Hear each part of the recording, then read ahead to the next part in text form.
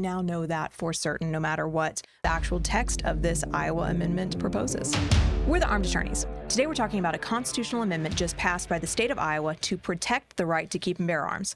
Stay tuned. We're going to go through the text of that amendment, how it's going to be interpreted, and tell you why it actually fails, we think, constitutional muster. But before we get started, show your support for the Second Amendment by hitting the like button. And Richard, do you want to kick us off?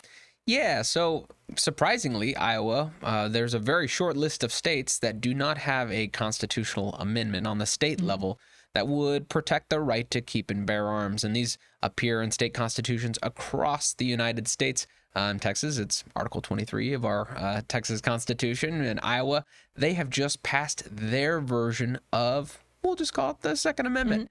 And essentially, this was put to referendum to the voters, and the voters voted overwhelmingly to amend the Iowa Constitution to now enshrine and restrict the government from infringing on our right to keep and bear arms when in the state of Iowa. What language do they use in this amendment? Yeah, let's go ahead and read it out to you because we're going to discuss it in detail. We have the right to keep and bear arms. Section 1A, the right of the people to keep and bear arms shall not be infringed. Sounds pretty good. That's an aside by me. The sovereign state of Iowa affirms and recognizes this right to be a fundamental individual right. Fantastic. Good. Again, says Emily. Any and all restrictions of this right shall be subject to strict scrutiny. Record skip. Right, exactly. There wasn't actually a question mark at the end of that. I'm Ron Burgundy. I'm Ron Burgundy?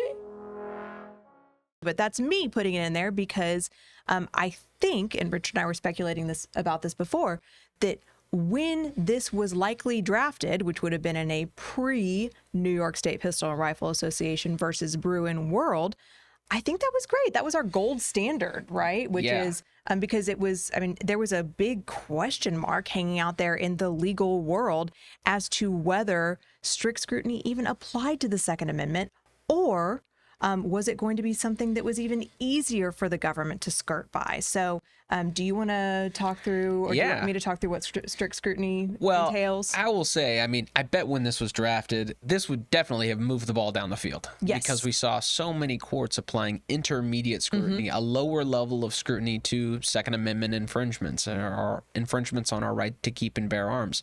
And so this, I bet when this was drafted, this was considered a big win. Absolutely. So just, I'll talk through strict scrutiny, and then Richard, I think, can take over and talk through what the actual standard is to evaluate Second Amendment infringements.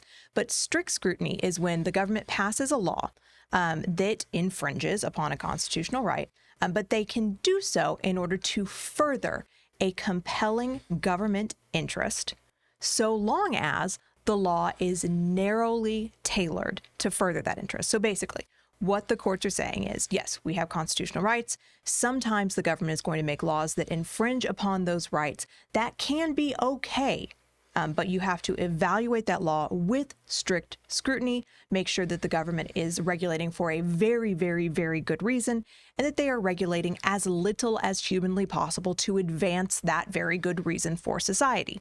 It is, again, it's great. It's how we evaluate most of our constitutional infringements, particularly the right to free speech, association, religion, things of this nature. However, it's actually less good than the standard that we now know applies to infringements on the Second Amendment, which is, Richard. Yeah, and we have our brand new decision from the New York State Rifle and Pistol Association v. Bruen case that goes even further than strict scrutiny, than even Iowa maybe would protect under this new constitutional amendment. And what the new standard says is that we look at the infringement and we look at the conduct. Is that conduct protected or covered by the Second Amendment? If the answer is yes, then the burden shifts to the government to demonstrate, based on the text of the Second Amendment, informed by history and tradition, that this type of infringement was allowable at the time that the amendment was adopted back in 1791. And that is a very, very short list. Yes, exactly. So what happens now, which I think this is the interesting part to me. Yeah. What happens now? Let's say Iowa passes a law that infringes upon the Second Amendment. Do the Iowa courts get to use strict scrutiny because it's in their constitution? No. Right. So, generally speaking, when we're challenging the constitutionality of these laws, which many groups, big shout out Gun Owners of America, they just got a wonderful victory in the state of New York this week against Governor Hochul's, life goal of just banning guns in the entire state. She got really smacked down. Thank you, plaintiffs, gun owners of America. But the plaintiffs are choosing where to file these cases into. They're filing into federal court, right? Even if they weren't, this is a subject matter that is removable to federal court.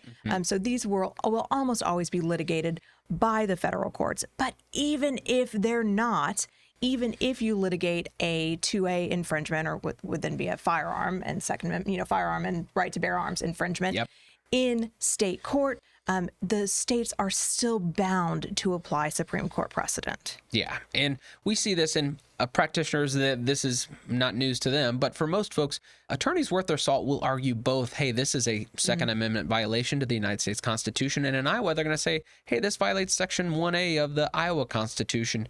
And then the court will get to look at both of those laws, and they'll usually find the more restrictive law on the government, in this case, probably just the Second Amendment to the United States Constitution.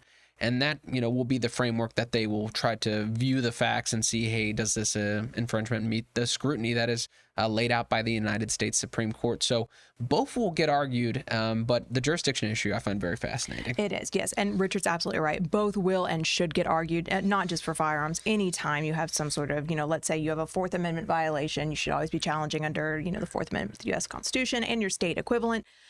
But yes, we are ultimately going to be relying on New York State Pistol and Rifle versus Bruen when it comes to challenging whether or not a firearm infringement is constitutional. It will never be strict scrutiny. We now know that for certain, no matter what the actual text of this Iowa amendment proposes. We hope you enjoyed this discussion. If you did, consider subscribing, hitting that like button, and help us fight the anti-2A algorithm by sharing this video. And as always, question and comment for us below. And until next time, we're the Armed Attorneys.